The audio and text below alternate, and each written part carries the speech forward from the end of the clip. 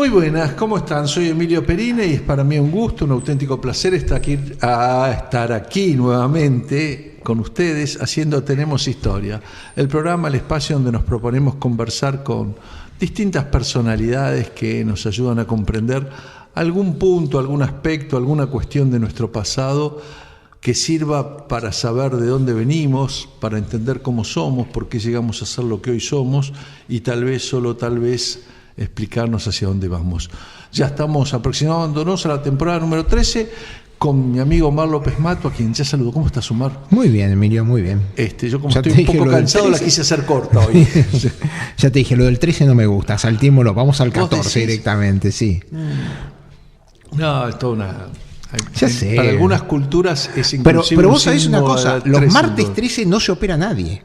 Ah, por eso los no martes 13 no se opera nadie. No suspendemos los martes 13 porque la gente dice, no, yo cae. no tengo problema el martes 13. Llama el día antes y dice, no, mirá, no sé, no me voy a operar. Fuera chiste, pasa eso. Bueno, está bien. La superstición existe sin ninguna duda. Seguro. Bueno, antes de presentar a nuestro invitado de hoy, y hoy sí que va a ser un programa diferente porque el abordaje que haremos desde la historia será desde personajes y una galería de personajes interesantísimos que poblaron la noche y la vida pública argentina en los años 30, en la primera mitad del siglo XX sobre todo, pero fundamentalmente en la Argentina que podríamos decir de la Belle Époque, ¿no? De la época más el final rica, de la Belle Époque. Final de la Belle Époque.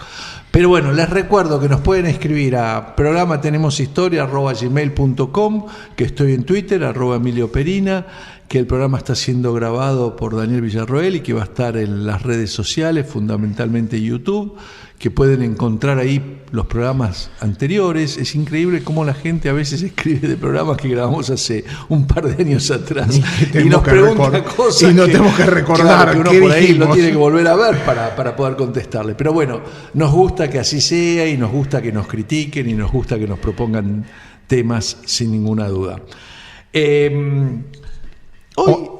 Hoy vamos a entrevistar, sí, porque dale. Es un amigo, es un conocido y es una persona que porta apellido. Y nosotros generalmente contamos la historia a través de terceros. Ahora vamos a contar una historia personal, no personal, es una historia de familia.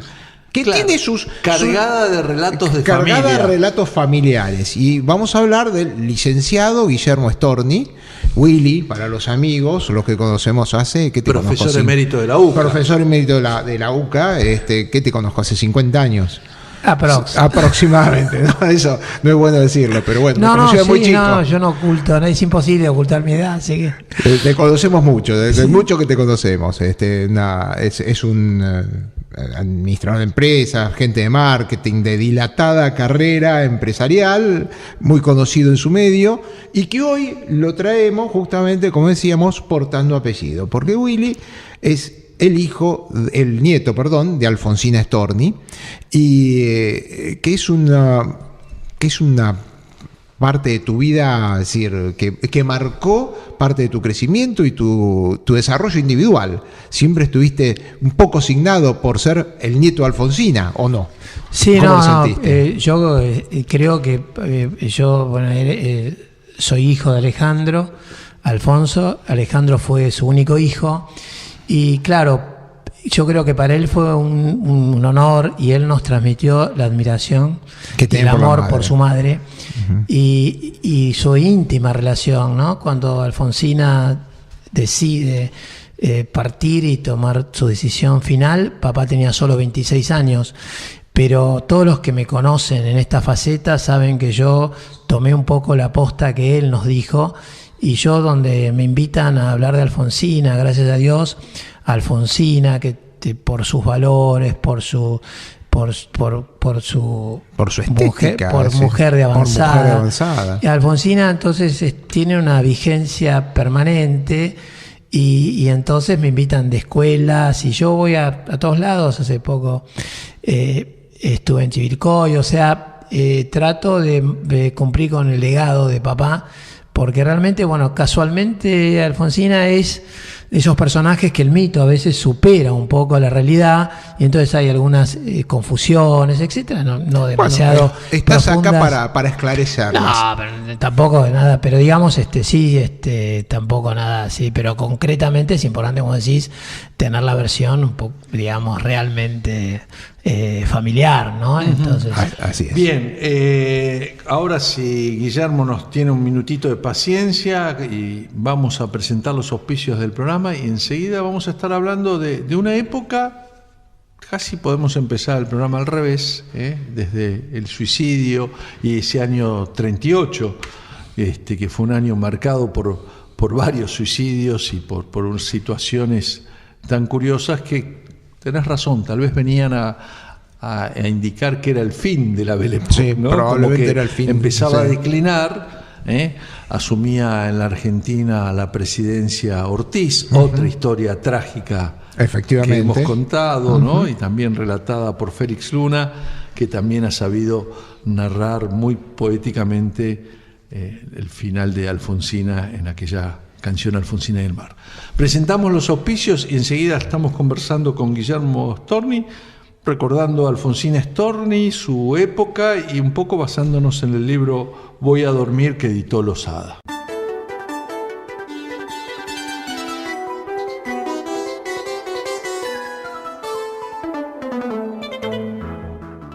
Seguimos en Tenemos Historia, hoy estamos con la visita de Guillermo Storni, vamos a tratar de hablar de Alfonsina Storni y de una época que el tango definiría como de sabiondos y suicidas. Recordaba recién, y está en este libro, un homenaje que el Senado de la Nación, a través del senador Alfredo Palacios, le rindió a Alfonsina Storni frente a su trágico final, en donde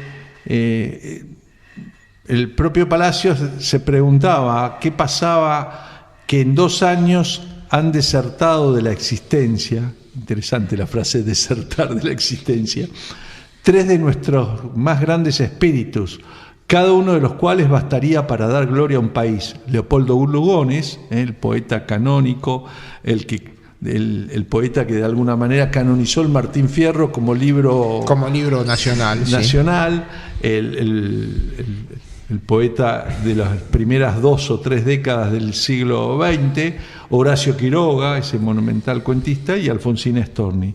Y todos rodeados de razones trágicas diferentes, pero era una época de suicidios. Nos referías recién que la familia Quiroga prácticamente entera, ¿no? Sí, fue trágico. Primero fue su primera esposa, que eso lo afectó mucho, y eso decidió que Quiroga viniera en 1915 a Buenos Aires, con lo cual todas esas historias del amor de Alfonsina, si mi padre era hijo de Quiroga, son todas absurdas porque papá nació en 1912, pero sí eran muy amigos, por eso puedo hablar perfectamente de la admiración que le tuve y el terror que tenía con los cuentos de Quiroga, ¿no? Porque tienen cuentos que no me dejaban dormir, ¿no? La gallina degollada, cuentos impresionantes.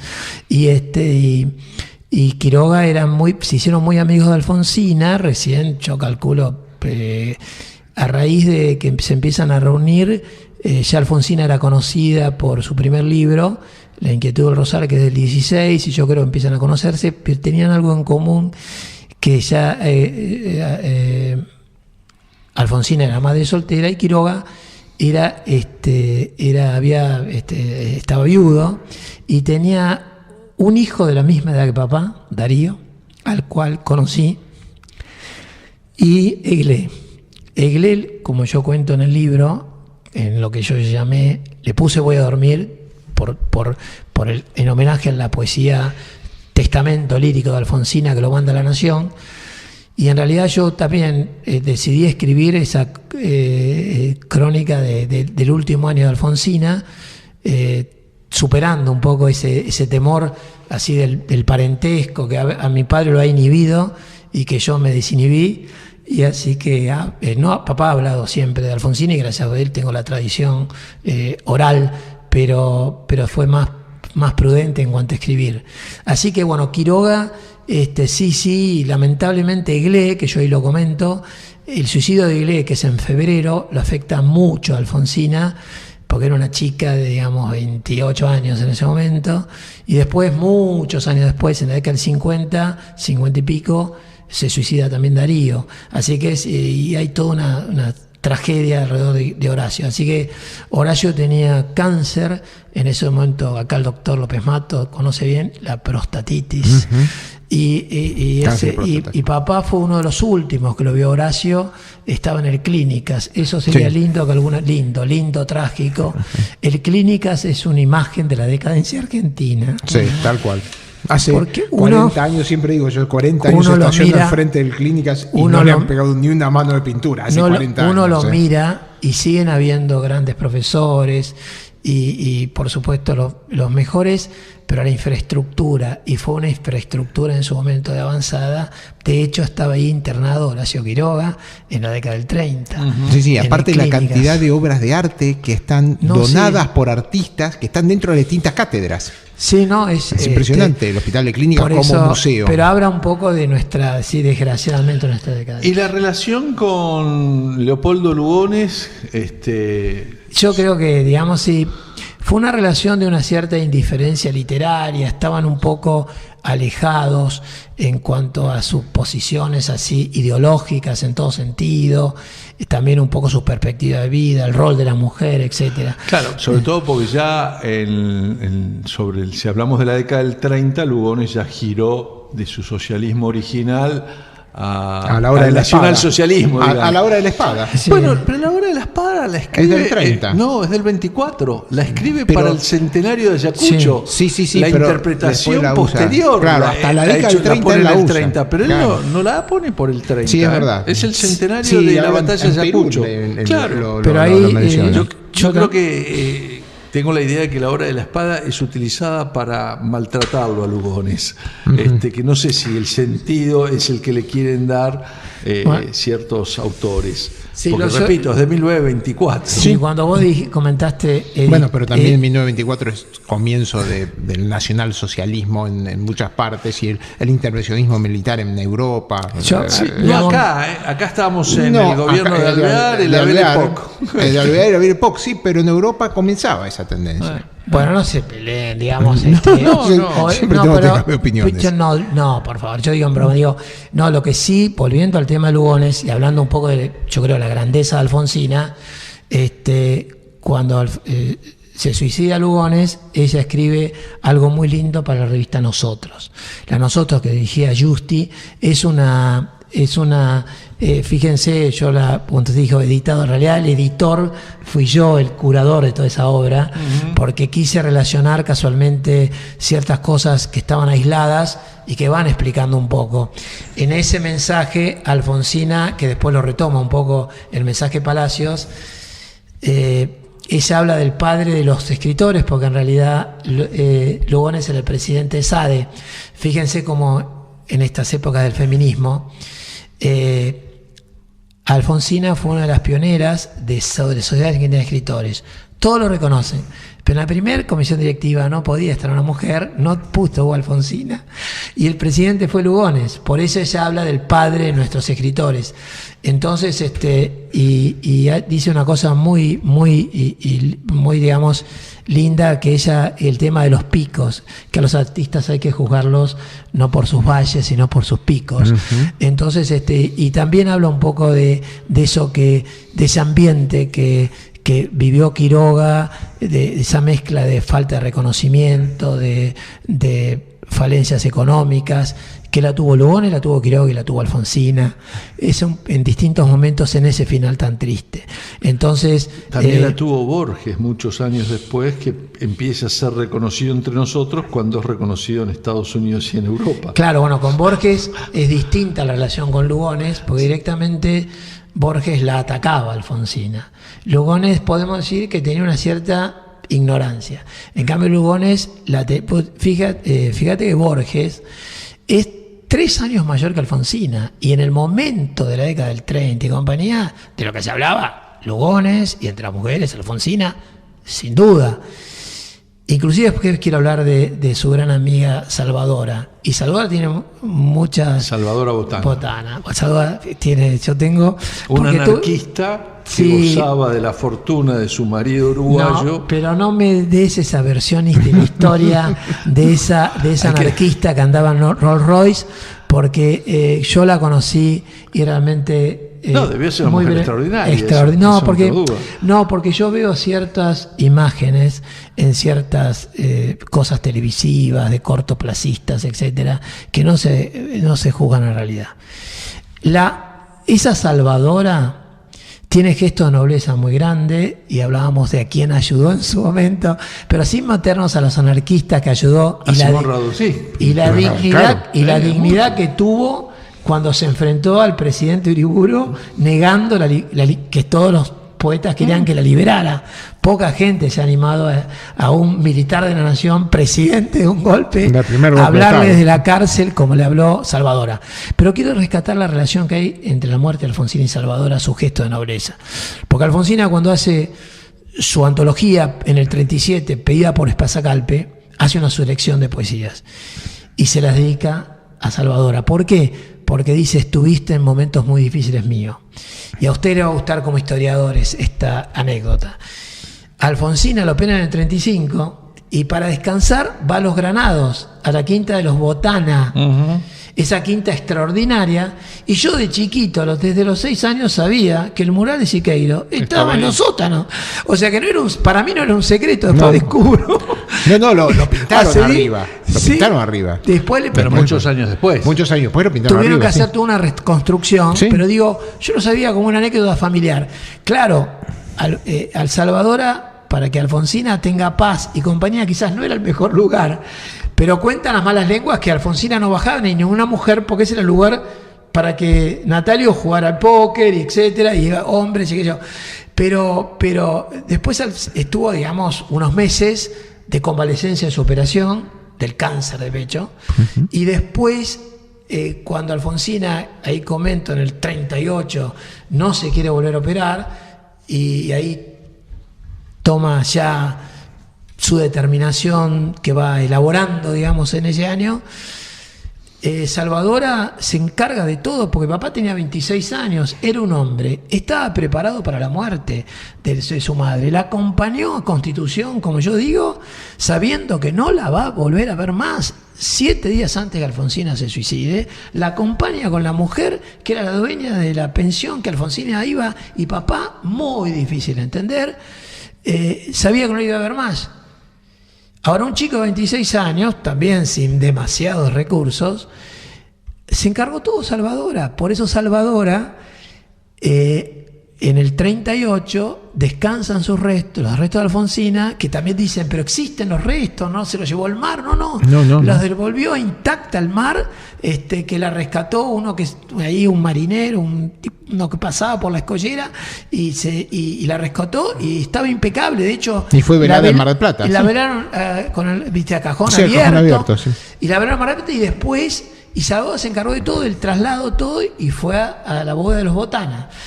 Y después, en el 63, ahí es donde yo, por eso te digo, Salvadora la conocí ya de grande, totalmente ordenada, en su casa de Barrio Norte, ahí en la avenida Alvear. Y bueno, cuando después veo esa visión totalmente descentrada de Salvadora, yo creo que en ese momento, ayudó, le puso contención a Alfonsina, y todos los homenajes que yo viví de chiquito. Yo tengo un recuerdo de los octubre, de la muerte de Alfonsina, que es en octubre, cómo tengo recuerdos que no son trágicos, es decir, porque bueno, me acostumbré a convivir con eso de muy chico, y tenía una imagen de esos octubres, no de esas primaveras, no trágicas. Bien, tenemos que hacer una pausa. Vamos a escuchar algo de Alfonsina, precisamente del disco que hicieron. Luis María Serra le puso música, Mariquena Monti le puso la voz, Alfonsina hoy. Pudiera ser que todo lo que en verso he sentido no fuera más que aquello que nunca pudo ser, no fuera más que algo vedado y reprimido de familia en familia, de mujer en mujer. Dicen que en los solares de mi gente medido estaba todo aquello que se debía hacer. Seguimos en Tenemos Historia. Hoy el libro que un poco nos va guiando es de Alfonsina Storni, Voy a dormir, una edición hecha por Losada. Tenemos acá a su nieto, Guillermo Storni, que además ha tomado este legado de manera realmente con mucha pasión y es un placer escucharlo. Y es un placer. Sí, la canción que acabo de escuchar, la verdad, es muy bonita. Está bueno leer su último poema, ¿no? El que envía a la Nación pocas horas antes de su muerte y que le da el título al libro y que es el legado. Voy a dormir. Dientes de flores, cofia de rocío, manos de hierba, tú nodriza fina, tenme presta las sábanas terrosas y el edredón de musgos encarnados. Voy a dormir, nodriza mía, acuéstame. Ponme la lámpara a la cabecera, una constelación, la que te guste. Todas son buenas, bájala un poquito. Déjenme sola, oyes el romper los brotes. Te acuna un pie celeste desde arriba y un pájaro te traza unos compases. Para que olvides, gracias. Un encargo. Si él llama nuevamente por teléfono, le dices que no insista, que he salido. Hay mucho de acá que recuerda a la canción sí. A la letra de Félix Luna con música de Ariel Ramírez, sí, ¿no? Félix Luna, al cual también conocí su hija, también que sigue el legado de la historia. Sí, yo te voy a comentar dos cosas importantes de esa canción. Sí, él se inspiró mucho en esta canción, también se ingresó en una poesía alfonsina que es Yo en el fondo del mar, que ahí la comento, la poesía. Dos cositas, una sola respecto al final, que yo hago una alusión. Ajá. En la canción dice Alfonsina no vuelve, y esa voz espectacular de la negra Sosa diciendo y no vuelve. Y Alfonsina, el verso original dice he salido, y ustedes que son unos hombres cultos saben que ese verbo, ese he salido, quiere decir que va a volver Alfonsina. Uh-huh. Entonces es un poco, claro, volverá espiritualmente, pero no nos abandonó. Y de ahí la idea y el mito de que el cuerpo nunca apareció en realidad, claro, ¿no? Uh-huh. Entonces, por eso digo, pero seguramente quizás por un tema también marcado por los acordes, por Ariel Ramírez. Quiero comentar lo de Ariel Ramírez, porque es extraordinaria la coincidencia. Yo estoy en mi casa de la calle Larrea, mi madre era pianista, concertista de piano, estudió con la Levis, el mismo profesor que Marta Argerich, una gran pianista, y después abandonó el piano por los chicos, por los niños. Pero tocó hasta el último día con 90 años para sus bisnietos, sus nietos. Y sus bisnietos. Y yo escucho una música celestial y me levanto a mi cuarto. Escucho la samba tocada en ese piano por Ariel Ramírez. Después mi padre se va con Ariel a la casa de Félix Luna para que él le iba a presentar cómo era el verso. Así que estoy ligado a esa canción desde el primer momento. Y la cosa extraordinaria es que el papá de Ariel Ramírez, Zenón Ramírez, había sido en Coronda, cuando Alfonsina se recibió de maestra en Coronda, el profesor de música, el tipo que le entendió a Alfonsina, que la hizo cantar en la fiesta de egresados. Fui a Coronda, como voy a todos lados que fue Alfonsina, desde Suiza a Coronda, y en Coronda veo un museo que han hecho de Alfonsina y está todo lo que te dice el papá de Ariel Ramírez, que Alfonsina para ese momento, esa sociedad, tenía 16 años. Claro. Era totalmente incomprendida en Coronda. Imagínate que después tuvo un hijo a los 19, pero digo, y Zenón era un enorme defensor del talento de Alfonsina, que ya pujaba. Ahí es donde Alfonsina se recibe de maestra rural. Y en la vida de Alfonsina está, bueno, obviamente muy cruzada por el ambiente artístico de Buenos Aires. No sé si hay que incluir al Grupo Sur o los otros grupos. No, los otros. Por eso. Pero digamos que era una Buenos Aires que tenía esas tertulias y esos grupos que la grieta ahí era una grieta cultural fuerte, pero además donde todos producían y con una producción intelectual más que interesante. Es extraordinario. Yo veo quiénes y entre están. los artistas plásticos, ¿quién? Sí, te digo una sola cosa, digo que está claro de los dos, pero pronto había algunos que estaban con los dos. Sí, Nora claro, Lange, que era amiga de Alfonsina. Había varios que estaban con los dos o que pasaron de uno a otro. La amiga de Borges también, Nora Lange. Y entonces Pablo Gerchunov, ¿entendés? Pero y Alfonsina, insisto con ese tema, la revista Sur, por ejemplo, y Victoria, Alberto Gerchunov. Alfonsina. Pablo es el economista, por eso no, me quedé pensando. Por ahí me agarró el perfil de economía. Claro. Pablo, un genio, pero no poeta. Alberto Gerchunov, autor de Los Gauchos Judías y además uno de los hombres del diario La Nación histórico. Claro. Y entonces había algunos, pero la revista Sur le ignora a Alfonsina. De hecho, cuando Alfonsina se suicida en el 38 no dice nada. Y la revista Sur, 10 años después, en su muerte, cuando se inaugura el monumento, ahí sí hay una pequeña biografía. También hay ahí una pequeña competencia, o no tan pequeña, entre, capelo al hombre de marketing, entre los tres grandes diarios. En realidad, dos grandes diarios. La Nación en ese momento era más chico que la Prensa o que Crítica, ¿no? Sí, hay como un disputarse esas figuras. Borges empieza siendo de Crítica, después pasa a la Prensa. Sí, muy claramente, muy tardío va la Nación.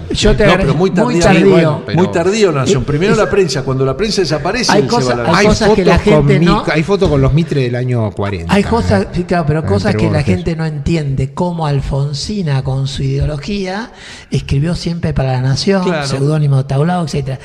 Y ella, yo ahí lo comento en el libro, y es real porque me lo contó mi padre, y es absolutamente real, y es ella era muy amiga de la directora de Cultura de la Nación. Y ahí yo comento que se encuentra en el Tigre. Y esa noche, que ese encuentro que fue providencial, papá tenía la sensación que quizás ese domingo de octubre Alfonsina se hubiera matado en el río. Vuelve,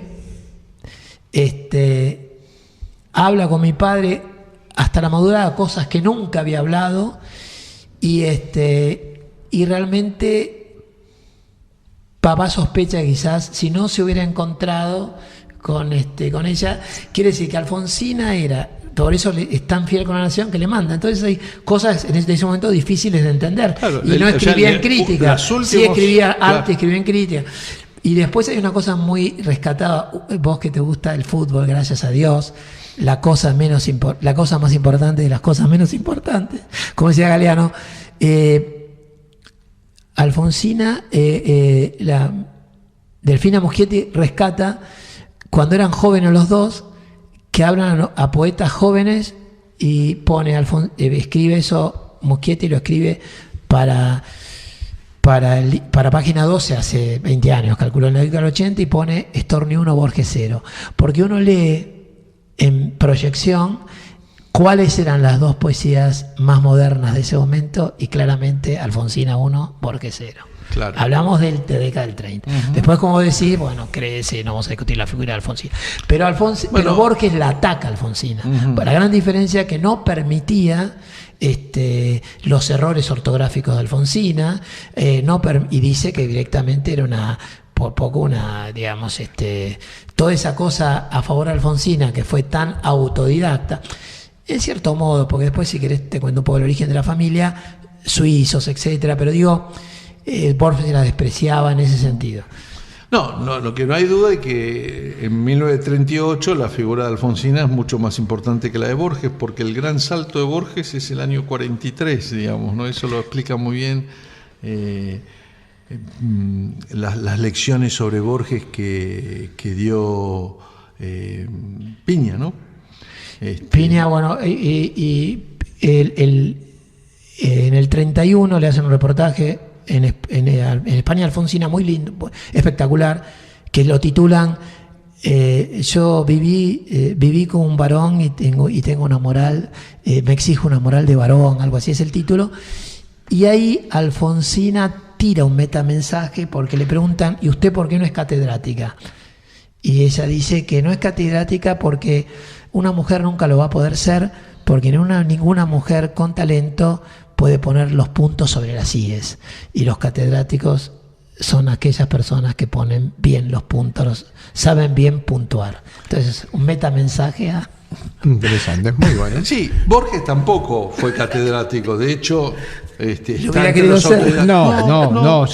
Sí, enseñaba literatura inglesa acá en la Pero sin en haberse filosofía y recibido, letras. si Borges apenas terminó el secundario, claro. ¿qué estamos hablando? Sí, pero fue profesor pero en universitario. eso- sí, fue pero profesor eso no, universitario pero- y bastante resistido por sus alumnos. Pero Borges fue totalmente autodidacta también, así que en eso no pertenece Bueno, a la academia de ninguna hay manera. muchos- la academia se lo roba a Borges, como pasa con Sarmiento, como pasa también con Ezequiel Martínez Estrada, con Rogelio Gradín, Frigerio Abuelo. claro, es decir, con Gradín, que fue el antropólogo por excelencia, y Gradín no se había recibido de antropólogo, fue profesor de la y en la universidad. actualidad el mejor ejemplo debe ser Juan José Sebrelli, que también dejó la universidad y todo lo que construyó, lo construyó desde su pensamiento.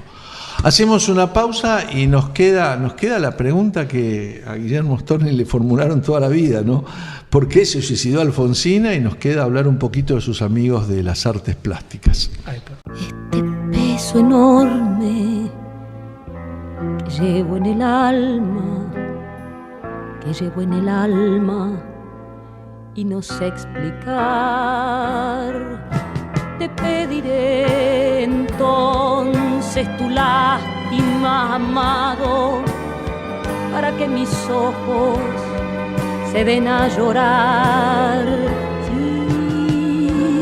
silenciosamente como el agua cae silenciosamente sobre la ciudad. Seguimos en Tenemos Historia. Les recuerdo que nos pueden escribir al programa tenemoshistoria@gmail.com, que estamos en Twitter, @Emilio Perina, que el programa lo van a poder encontrar en las próximas semanas en las redes sociales, sobre todo en YouTube, que también nos pueden encontrar a través de Facebook, Facebook de Olmo Ediciones, o directamente Facebook/Tenemos Historia. Hoy estamos hablando de Alfonsina Storni con su nieto Guillermo Storni, que está lleno de historias de vida y de relatos del padre, de la abuela, que ha conocido todos estos personajes. Y quiero, antes de seguir en el programa, elegimos 2 temas del disco que editaran con música de Luis María Serra y la maravillosa voz de Mariquena Monti, que también fue la voz de la Mari. Alfonsina Hoy se llama el disco, y escuchamos antes, habíamos escuchado todo lo que en verso he sentido, y ahora recién el último tema que escuchamos es Buenos Aires es un hombre. Nos había quedado el bloque anterior, yo te había planteado los amigos, los artistas plásticos, porque sé que hay uno en particular que tuvo una gran amistad y que continuó homenajeando a Alfonsina durante toda su vida, que fue bastante longevo, por cierto. Sí, por suerte pude, a ese es otro de los que pude conocer, que fue Quinquela, ¿no? Quinquela Martín. Los dos, Quinquela me llevó a su taller, lo conocí ese día. Bueno, Quinquela por todos esos amigos, Palacios también, eran un poco, lo quería mucho papá porque era un poco solo un chico en ese momento en Buenos Aires, ¿no? De hecho, Alfredo Palacios lo invita a ir a mi padre a vivir con él, y papá prefiere vivir en de unos amigos o en la India porque su familia estaba en Rosario. Y papá no quería dejar a sus amigos, su fútbol, su Independiente y su rugby. Fue jugador de rugby muy pionero, mi papá. Y algunos en Olivos no recuerdan a Alfonsina de Cabellera Blanca yendo a ver a su hijo a jugar al rugby, como cualquier madre. Pero volviendo al artista plástico Quinquela, ese gran hombre, esa persona extraordinaria, esa humildad, los 2 monumentos importantes que tiene Alfonsina se los debe a Quinquela. El primero, que fue en el 38, cuando se suicida Alfonsina, Quinquela con los amigos de la Peña, que ahí nace la amistad en la Peña, en el sótano de la Peña, del Tortoni, que la agrupación se llama La Peña, en el Café Tortoni, que bueno, el Tortoni vieron, la recuerda Alfonsina permanentemente. Entonces, Quinquela ahí se conocen, ahí se hacen muy amigos, y entonces venden un piano que estaba en el Tortoni, que también era un piano, y con esa plata y algunos plata más, compran La Piedra de Mar del Plata, y esa obra que le inmortaliza Alfonsina, bien en dirección a donde Alfonsina se suicidó, es de Luis Perlotti, sí, el gran escultor, un escultor extraordinario, y que hay un museo que están todas sus obras. Sí. Y él en la casa de él. Y él hizo esa obra, Perlotti hizo esa obra inmortal. Y eso, y yo tuve en brazos... ¿Esa vos te referís la que está donde... En la Perla. Ah, en la Perla, la que está en la Perla, no. Esa es de Perlotti. Porque también hace la que está en el cementerio de la Chacarita. No, pero no es Perlotti. Ah, no es Perlotti. Eso, bueno, entonces, la anécdota es que con la impronta y el emprendedorismo de Quinquela, logra eso, logra que todos los diputados aprueben que ese terreno, que es nacional, qué sé yo, sea para Alfonsina. Entonces... Y Perlotti hace esa gran obra que es inmortalizada. ¿Quién no ha pasado por Mar del Plata? Mis amigos, etc. Todo el mundo. Bueno, ese es el lugar. Y yo estuve en brazos de mi abuelo materno cuando le inauguran en el 48. Así que mi edad está clara. Mira vos, está bien. Entonces, estuve en la inauguración. Y ese es Perlotti. Y después, por el cariño y la movida de Quinquela. Y después, cuando en la Chacarita deciden hacer un lugar para personajes destacados, sí, prácticamente se inaugura con Alfonsina. Y el que anda todo arma, eso es Quinquela. Con toda la lucha. Que termina enterrado a pocos metros. Claramente. En Chacarita. En ese mismo lugar, que es un lugar para famosos. Es un lugar para famosos. Y poco visitado. Personalidades, bueno, pero por eso, lo que es extraordinario del monumento, que el monumento también es una obra muy linda de un escultor y pintor de la Boca, de una vida fascinante, que es Bergottini. Bergottini. Que vivió 30 años a orillas del Riachuelo, que hoy es el museo donde están sus obras. No te va a gustar, muy hincha de Boca, Bergottini.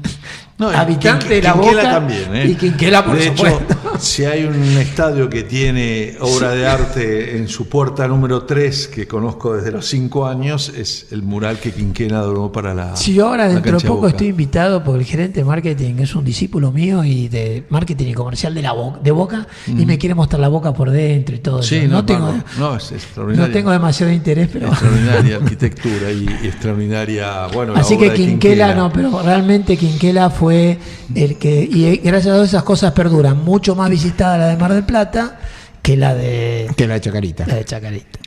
Y bueno, hablamos de Quinquela, hablamos del arte y nos queda la pregunta que vos contabas cuando empezamos el programa, te acompañó toda la vida. ¿Y vos por qué crees que se suicidó Alfonsina? Sí, lo relaciono un poco con el tema del teléfono, ¿no? Es muy difícil en esa decisión, como todas las decisiones, no se junta una sola variable, no hay una concadenación de causa y efecto. Entonces seguramente hay un caso típico de múltiples causas cuando alguien toma esa decisión tan importante. En lo del teléfono, lo único que sí que quiero despejar es, no hay ningún amor imposible. Mi padre, hasta el momento que se murió con 96 años, decía que era él. ¿Por qué?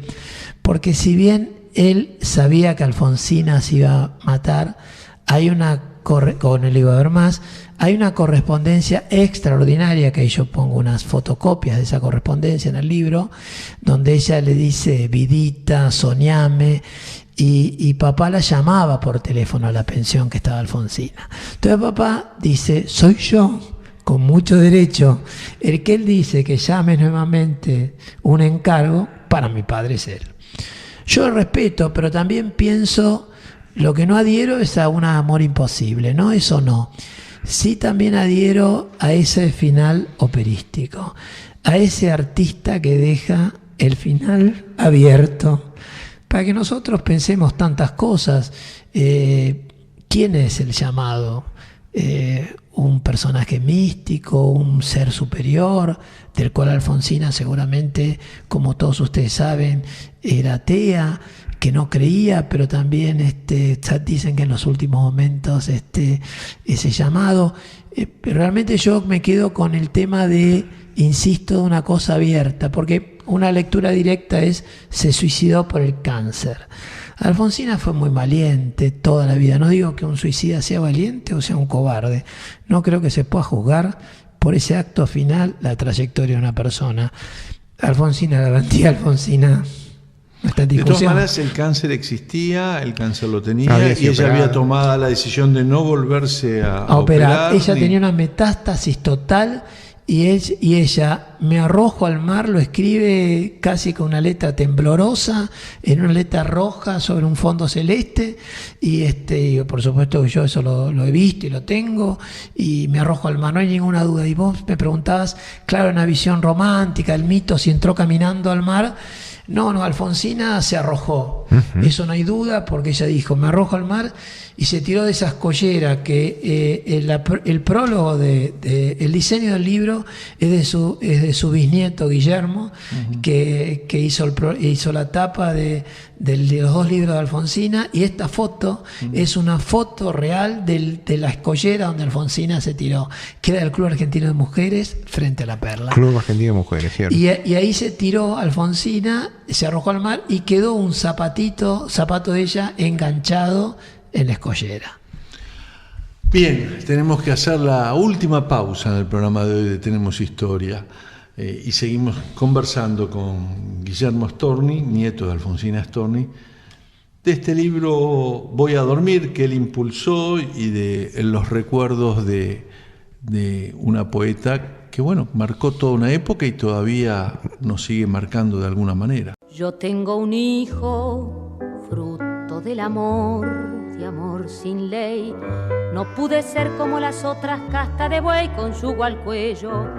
Libre se eleve mi cabeza, yo quiero con mis manos apartar la maleza. Último bloque del programa de hoy de Tenemos Historia. Lo dije al principio, iba a ser un programa diferente, donde la historia es atacada desde los personajes, el entorno, el tratar de descubrir una época, la familia.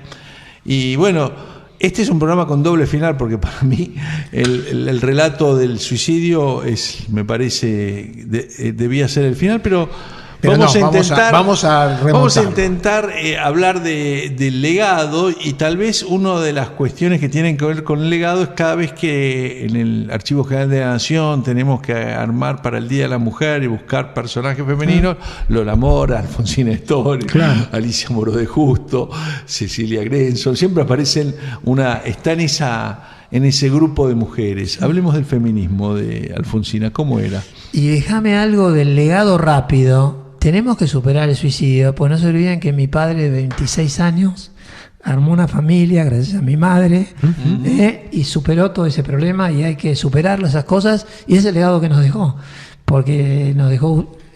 Sí, claro. La vida continúa. Y respecto al feminismo, ahí voy a tomar una relación con mi padre, que papá decía, y tiene razón, la poesía es el árbol que no deja ver el bosque.